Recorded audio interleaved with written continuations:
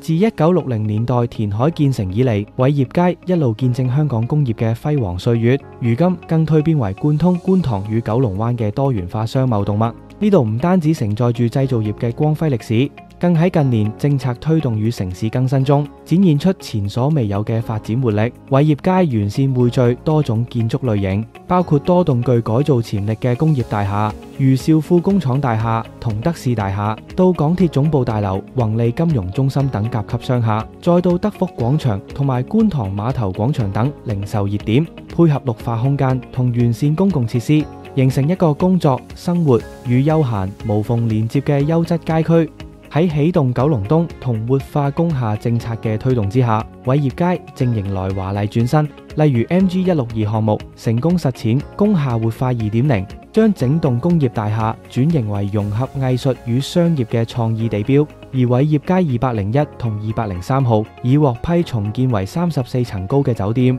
預計2029年落成，勢必成為區域新亮點。此外，偉業街107至109號地皮亦正申請改建為31層高酒店及學生宿舍，進一步豐富區域功能與人流。呢啲升級轉型唔單止強化區域嘅商業與旅遊吸引力，更將帶動整體物業價值穩步上揚。偉業街以深厚工業底蘊、持續空間活化同多層次商業佈局，正邁向更綜合、更多元嘅未來。立即聯絡美聯工商鋪專業團隊，搶佔觀塘商貿走廊嘅投資先機。